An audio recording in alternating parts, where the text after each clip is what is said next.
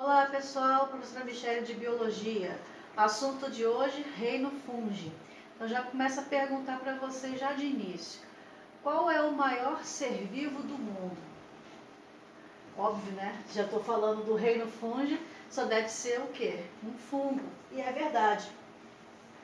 O fungo, né, conhecido como Armillaria solopidis, ele é também conhecido como cogumelo do mel, é o maior ser vivo do planeta. Ele cobre uma área de 8,9 quilômetros quadrados, que equivale a 1.220 campos de futebol. Uma área muito grande, né? E ele fica onde? Fica numa floresta lá no leste do estado de Oregon, nos Estados Unidos. Os estudiosos afirmam que esse fungo, né, que é o organismo ser vivo maior que existe no planeta, ele tem aproximadamente de 2.400 anos de idade. Mas como as pesquisas foram avançando, e agora com o projeto Genoma, com descoberta, né, do projeto Genoma, essas pesquisas recentes, né, com base nesse genoma do fungo, indicaram ali aproximadamente 8.000 anos de idade para esse ser vivo. Então, além dele ser o maior ser vivo do mundo, podemos dizer também que ele é o mais velho, né? E ele tem ali, ó, uma extensão muito grande nessa floresta, com vários o quê? Corpos de frutificação, que é justamente o cogumelo. Então vamos aprender um pouquinho mais sobre os fungos hoje. Características gerais dos fungos. São eucariontes, né? Então a sua célula tem núcleo, tem a carioteca ali presente, delimitando o núcleo. Pode ser unicelular, que no caso é as leveduras, e pode ser multicelular, que é a maioria dos fungos que vocês conhecem aí, principalmente, né, aqueles cogumelos. Heterotrófico com nutrição por absorção. Como assim? O fungo, ele não tem boca, então ele não consegue capturar um alimento, mastigar e comer, engolir, ele não faz isso, né? Ele secreta uma enzima digestiva que vai cair ali em cima do alimento ao qual ele quer, né, se nutrir. Essa enzima vai desmanchar ali aquele alimento, como se fosse uma sopa, né, um caldo nutritivo, e depois ele vai absorvendo aquilo ali, né, através das suas hifas. Então é assim que ele faz para se alimentar. Eles são aclorofilados. Por que eu coloquei isso ali? Porque tem muita gente que confunde com planta. Acha que eles estão ali assim, ó, numa floresta, perto de árvores, perto de plantas, acha que é planta também. Então, fungo não é planta, tá? Então, eles são aclorofilados por quê? Porque não tem pigmento de clorofila que vai fazer absorção de luz para fazer fotossíntese. Então, fungo não tem isso. Fungo não faz fotossíntese, ok? Possui a parede celular de quitina. Quitina é um carboidrato, né, que nós encontramos aonde? Quitina também? No exoesqueleto dos artrópodes, né, que é aquela carapaça, né, dura que tem ali nos insetos, nos artrópodes, que também é feita de quitina. Então a parede celular dos fungos é feita de quitina, que é esse carboidrato, né, igual no exoesqueleto dos artrópodes. O produto de reserva dele é o glicogênio, igualzinho nos animais. Quando temos excesso de carboidrato, excesso, né, de glicose no nosso corpo, nós armazenamos no nosso fígado, através da, né, transformação de glicose para glicogênio. Então, o glicogênio é armazenado ali no fígado. E, além de ser produto de reserva dos animais, também é produto de reserva de quem? Dos fungos, ok? Os fungos, eles podem ser parasitas, provocar ali uma doença, por exemplo, né? Saprófagos, mutualísticos, ou seja, viver em associação com outros seres vivos, e decompositores. Então, lá na cadeia, né, alimentar, nós temos os produtores, os decompositores e os decompositores, né? Então, produtores, consumidores e decompositores. Esses decompositores vão ser as bactérias e os fungos. né? Então eles também atuam na cadeia alimentar. Vamos ver um exemplo de cada um desses aqui ao longo da aula, ok? Olhando agora a morfologia do fungo, o fungo ele é dividido basicamente em duas partes. Nós temos aqui, ó, o micélio vegetativo. O que é micélio? Tá vendo essas estruturas aqui? Por isso que muitas pessoas confundem fungo com planta, que acham que isso aqui é uma raiz, mas não é, não tem esse nome. O nome disso daqui, dessa estrutura, que até se assemelha com raízes das plantas, se chamam hifas. Então é um emaranhado, né, de células, né, nesse caso aqui, nesse fungo, ele é multicelular, então é um emaranhado de células que vai fazer tubos, que são essas hifas aqui, ok? Essas hifas, elas vão se espalhar por debaixo, no caso aqui, ó, do solo. Então ela se espalha ali por debaixo do solo. Ou se for um fungo parasita, estiver parasitando a pele da pessoa, essas hifas vai se espalhar por debaixo da pele da pessoa. Só que isso é microscópio, a gente não consegue ver a olho nu. Então aqui, ó, eu vou ter um micélio vegetativo, que é onde vai acontecer a reprodução do fungo, ele vai se espalhar, né, vai se desenvolver. E existe essa parte aqui, ó, que a gente chama de micélio reprodutor ou corpo frutífero. Então essa parte aqui de baixo é o micélio vegetativo ou corpo vegetativo, tá? Que é composto por hifas e o conjunto de hifas se chama micélio. E essa parte aqui de cima, ó, é conhecido como micélio reprodutor ou corpo frutífero, que é justamente a estrutura que é responsável pela reprodução do fungo, que nada mais é do que o quê? O cogumelo, ok? Então aqui, ó, existem várias estruturas no fungo. Se ele for unicelular, ou seja, ter uma única célula, nós conhecemos as leveduras. E se ele for multicelular, nós vamos ver aqui esse emaranhado aqui de hifas, com várias células aqui, e o emaranhado de hifas, o conjunto de hifas, se transforma em micélio, é chamado de micélio. Existem dois tipos de hifas. Tem a hifa septada, que ela vai ter divisões aqui, ó, vários septos separando os núcleos. Então são várias células com vários núcleos. E no caso da hifa septada, ela tem uns septozinhos aqui, ó, que vai separar esses núcleos. Mas esses septos têm uns porozinhos, uns buraquinhos ali, para que possa passar nutrientes e informações, metabolismo da célula, de uma para outra, tá? E existe a hifa cenocítica ou aseptada. Ela não tem septo, é uma coisa única ali. Então os núcleos ficam até aqui soltos, né, dentro dessa hifa, ok? Aí aqui, ó, nessa fotografia, nós temos aqui o conjunto de hifas, que no caso vai representar o corpo, né, vegetativo do fungo, e essa parte aqui, ó, é o corpo, né, de reprodução, ou seja, a estrutura aonde eu vou ter aqui uma bolsa que vai guardar vários esporos. Quando essa bolsa se estoura, esses esporos aqui podem se espalhar e aonde cair um esporo daquele vai nascer um fungo novo. Por isso que é tão difícil às vezes nós conseguirmos eliminar o fungo de um ambiente, porque ele se espalha com muita facilidade.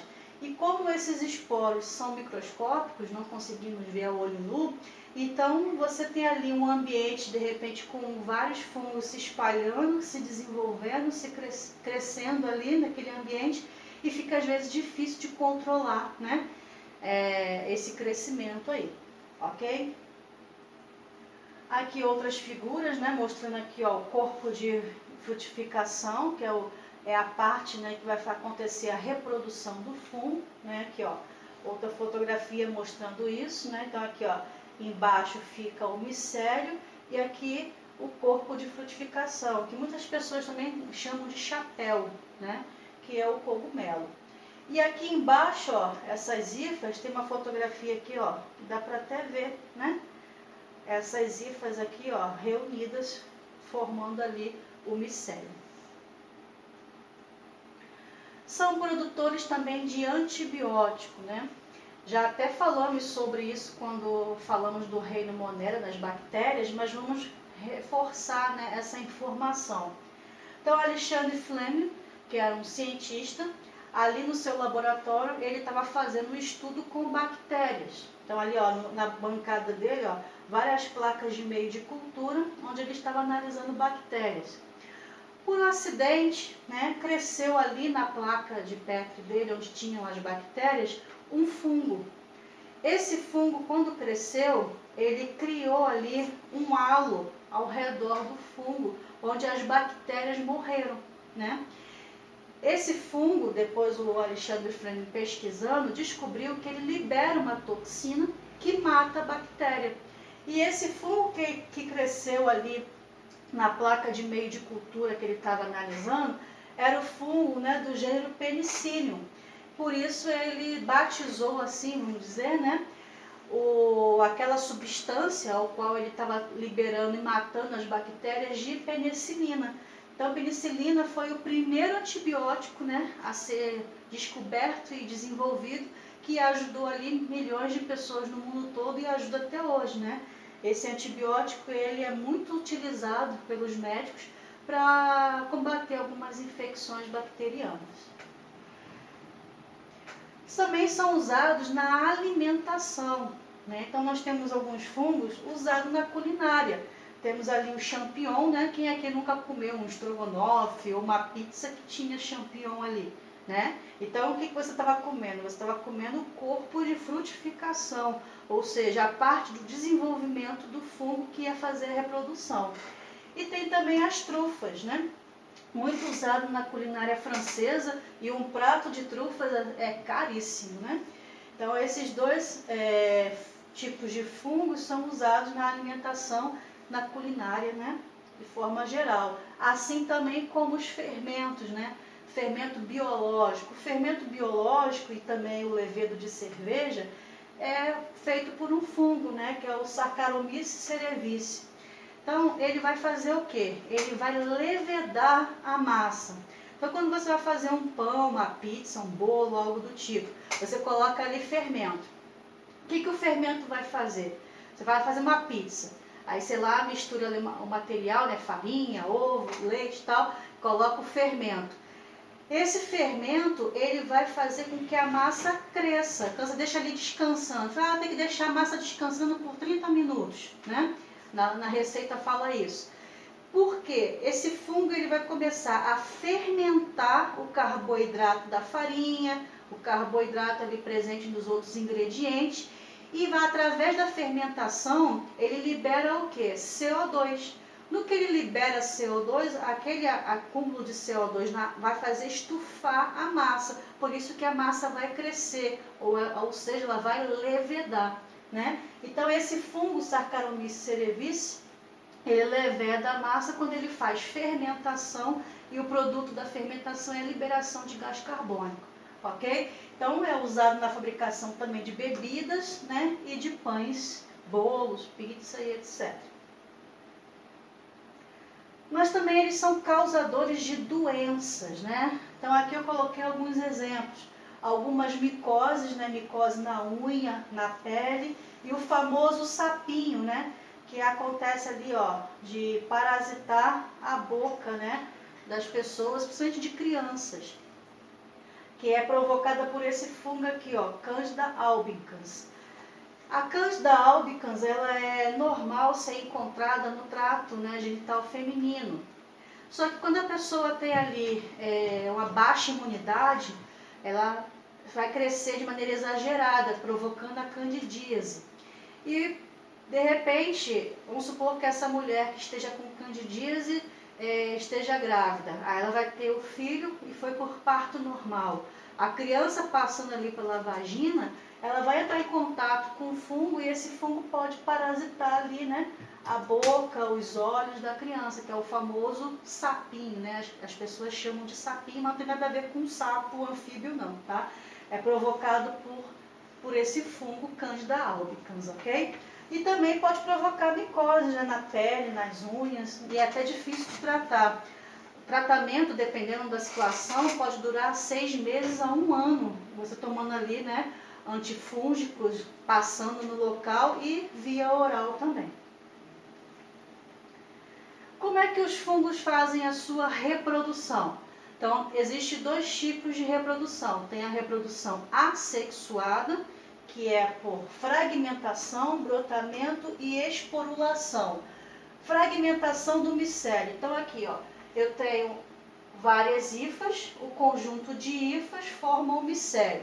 Se um pedacinho desse da hifa aqui se fragmentou, ela pode desenvolver aqui um novo fungo, que foi o que aconteceu, né, com aquele fungo lá na floresta em Oregon, que é o maior ser vivo. Foi fragmentando lá as hifas e foi espalhando, ocupando ali uma área enorme, né, de 1.220 campos de futebol, né? Então essas hifas foram fazendo o quê?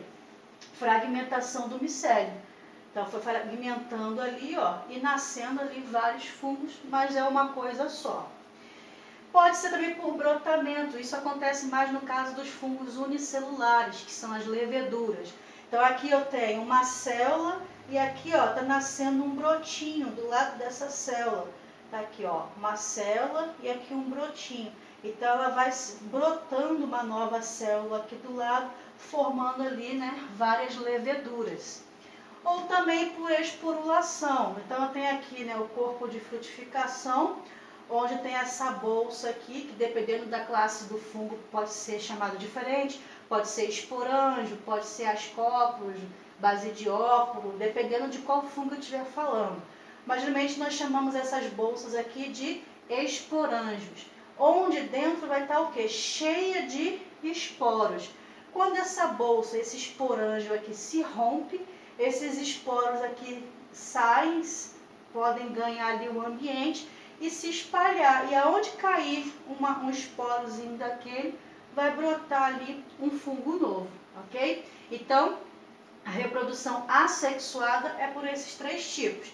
Fragmentação do micélio, brotamento e esporulação. E lembrando que geneticamente são iguais, porque é o mesmo indivíduo, é reprodução assexuada. Mas e a reprodução sexuada? A reprodução sexuada vai ter mistura ali de material genético, né? Então eu vou ter aqui, ó, 2 tipos de micélios diferentes. Então aqui, ó, eu tenho o micélio de um fungo e aqui o micélio de outro fungo. Eles vão se juntar e aqui, ó, vai juntar os núcleos desses micélios. Então aqui eu tenho um fungo, um micélio de um fungo, e aqui eu tenho um micélio de outro fungo. Eles vão fazer a união desses micélios e vai fazer o quê? A união dos núcleos dessa célula. Então o núcleo dessa célula aqui vai se juntar com o núcleo dessa célula aqui e formar um indivíduo aqui único, né, diploide. Ele vai sofrer aqui, ó, meiose, onde vai se dividir essas células, né, para fazer a redução, porque a meiose era do tipo reducional. Então, se eu tenho um indivíduo aqui que ele é diploide, quando sofrer a meiose, vai originar indivíduos o quê? Haploides, com a metade do material genético, porque os esporos são haploides, ok? Então, aqui, ó, de novo para vocês aprenderem legal. Eu tenho aqui, ó, o micélio de um fungo e aqui é o micélio de outro fungo. Os dois vão se unir. Então, os micélios aqui, ó, vão ficar o quê? Unidos. Como não existe fungo macho nem fungo fêmea, então a gente chama de fungo positivo com fungo negativo. Então, eles vão fazer o quê? A união desses 2 núcleos aí. Unindo os núcleos, né, vai formar aqui o indivíduo do tipo quê? Diploide. Por quê? Vai vir um haploide de um lado, um haploide do outro, vai formar ali o indivíduo que tem o quê? Material genético duplo, ou seja, diploide. Vai sofrer o quê? Meiose. A meiose, ela é reducional. Então, vai surgir agora aqui esporos que são do tipo haploide. E esses esporos ficam dentro de uma bolsinha, né? Que no caso é o esporângio. Mas como aqui eu estou falando de um fungo do classificação, né, Ascomiceto, então o nome dessa bolsinha aqui vai ser Ascóporos, onde vai estar ali, ó, os esporos que sofreram meiose aqui, e aqui dentro do ascóporo ele vai se reproduzir, né, e vai depois se romper e espalhar, né, vai se dispersar esses esporos por todo o ambiente, crescendo ali novos fungos. Mas com material genético de quais fungos? Desses outros dois aqui, ó, que foi o que originou esse ascóporo aqui cheio de esporos, que depois se rompeu e dispersou no ambiente, ok? Então isso aqui é um tipo de reprodução sexuada, por quê? Porque eu tive a união, ó, de dois materiais genéticos diferentes que deu origem a esse indivíduo aqui, ok? E depois ele vai fazer o quê? Reprodução do tipo assexuada. Vai romper ali, né, o ascóporo, vai liberar os esporos para o ambiente e vai desenvolver ali um novo fungo. Qual é a classificação dos fungos, né? Baseado então em análises moleculares das proteínas e das sequências de DNA, o reino fúngico pode ser dividido em 4 filos. Nós temos esse primeiro filo aqui, né, que é o Chytridiomycota, ou também chamado de Chytridias. Ele é predominantemente aquático, então é um fungo que você encontra na água, tá? E por ser o único fungo que você encontra na água, como é que ele faz a sua locomoção? Através de flagelos. Então esse daqui é o único fungo aquático e que possui flagelo para se locomover, tá? Principalmente as células reprodutivas, porque como é que uma célula vai encontrar com a outra se, né, não tiver ali uma maneira de se locomover para proporcionar esse encontro? Tá na água, né? Então a gente precisa fazer o quê? Bater os seus flagelos e ir ao encontro da outra célula para fazer a junção e fazer ali, né, a união dos dois materiais genéticos, tá? Então esse aqui é o primeiro filo, que é o Chytridiomycota. O próximo filo é o Zygomicota, também conhecido como Zygomiceto. Geralmente vive no solo, tá? Ou em restos de animais ou vegetais, que é o famoso, né, bolor, né? Você deixa lá o pão lá em cima da geladeira ou em cima da mesa, daqui a pouco tá tudo mofado. Aquele bolor que criou ali em cima do pão ou até mesmo da fruta, né? Que é conhecido como bolor negro, que é aquela coloração negra. Nada mais é do que um fungo que cresceu ali, se alimentando, né, daquele pão ou daquela fruta, e o corpo de frutificação dele, ó, tem a ponta aqui, ó, escura, por isso que conseguimos visualizar, né, essa coloração negra nos alimentos, tá? Então, esse fungo aqui, ele vive no solo e em restos de animais, fazendo a minha decomposição, e também vegetais, ok? É o Zygomicota. O próximo é o Ascomicota, também conhecido como Ascomiceto, né? Ele é grande, esse grupo aqui é grande e diverso, né? Então é um grupo de fungos, principalmente com características o quê? Com produção de esporos sexuados que fica dentro dessas bolsinhas aqui, ó, que é chamada de ascos, tá? Então se é Ascomicota, o nome da bolsinha vai ser o quê? Asco, que é de acordo com o nome do filo ali do fungo. Então você encontra ali, né, ele na natureza nesses formatos aqui, ó. Então o corpo de frutificação, que é o cogumelo, é cheio de bolsinhas aqui, ó, uma do ladinho da outra, ok?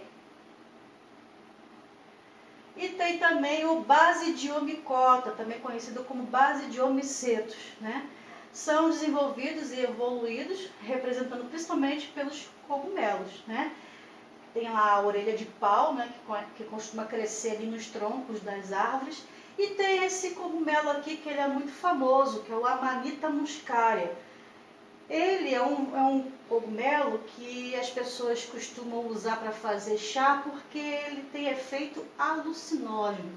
Então, É o famoso, né, chá de cogumelo, que a pessoa fica lá doidona, né, porque ele é alucinógeno. E nesse filo aqui também é onde nós encontramos os cogumelos que são o quê? Comestíveis. Mas tem que ter muito cuidado. Se você não sabe a diferença entre um cogumelo comestível e um que seja venenoso, então melhor nem comer, tá? Porque nesse filo aqui tem tanto cogumelo venenoso. Um deles é esse daqui, que é a Amanita muscaria, que tem efeito alucinógeno.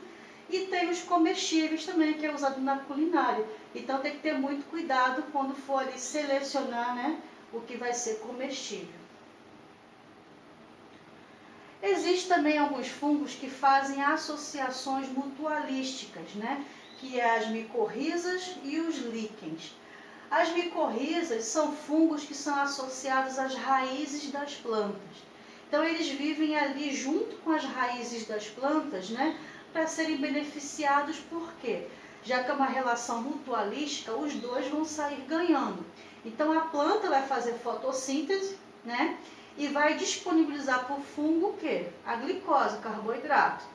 E o fungo, por sua vez, ele pode absorver nutrientes minerais do solo, como fósforo, zinco, manganês e cobre, e disponibilizar isso para as plantas, deixando elas mais bonitas, mais sadias, com crescimento mais favorável de flores, frutos e etc. Então é uma associação muito boa, né, entre esses dois indivíduos. Aqui tem uma foto, né, das micorrizas, que a gente consegue ver essa parte branquinha aqui, parece que tem um algodão, né? Isso aqui é o que? É o micélio do fungo, que é um conjunto de hifas. Então o micélio a gente consegue ver a olho nu. Agora, se você pegar um pedacinho disso daqui e colocar no microscópio, aí você vai conseguir ver as hifas e os núcleos das hifas, né? Então aqui a planta, né, com as suas raízes, e o micélio aqui, ó, aderido. E esse tipo de micélio a gente chama de micorrizas. Mas tem também os líquens, né, que é uma associação também mutualística entre o fungo, né, com as algas verdes, ou com os fungos com as cianobactérias, tá? Muito encontrado aonde? Nos troncos das árvores. Eles são indicadores de poluição do ar. Aonde eu encontro líquens presos nos troncos das árvores, eu sei que o ar ali, né, é saudável, é limpo, não tem poluição, ok? E existe aqueles fungos, né, que, como eu já falei, que provocam doenças, mas tem um fungo especial, e essa matéria aqui saiu no New York Times no ano passado, falando desse fungo aqui, ó, Candida auris. Esse fungo, ele está provocando doenças nas pessoas, né, e de uma forma assim muito grave, onde que a maioria dos antifúngicos que tem aí na indústria farmacêutica não está conseguindo eliminar esse fungo. Assim como nós temos as bactérias que são resistentes à maioria dos antibióticos existentes, esse fungo aqui está tendo esse comportamento também, de estar resistente à maioria dos antifúngicos que existe aí na indústria farmacêutica, né? Então, ó, Candida auris, que é um fungo resistente que pode causar a morte da pessoa, né? Então, o fungo que está na lista negra, né, das ameaças urgentes ali do Centro de Prevenção de Controle de Doenças, ele foi detectado na Venezuela, e para chegar no Brasil é muito fácil, né, porque é perto. Então, essa matéria foi publicada no dia 14 de abril do ano passado, né? A Candida auris, fungo multiresistente a medicamentos, vem causando preocupação ao redor do mundo. Recentemente, segundo o jornal americano The New York Times, do Centro de Prevenção de Controle de Doenças do governo norte-americano, incluiu esse fungo, né, na lista dos germes classificados como ameaças urgentes, visto que segundo o órgão, né, esse aqui, que é o Centro de Prevenção de Controle de Doença, né, ele detectou um aumento no número de pessoas com essas infecções causadas por esse fungo em vários países, né? E visto que os antifúngicos não estão matando esse fungo, né? Então nós temos visto aí, né, que vários micro-organismos estão praticamente vencendo os seres humanos em relação às doenças, né? Vemos a questão do fungo, as bactérias super resistentes, esse vírus aí que está causando um problemão para a gente, né? A quarentena, que é o coronavírus. Então, vários micro-organismos estão surgindo aí e levando muitas pessoas a óbito. Então, ficamos por aqui, né? Coloquei aqui a figura dos Smurfs. Por quê? Porque a casa do papai Smurf nada mais é do que o chapéu do Amanita muscaria, que é aquele fungo, né, que é alucinógeno.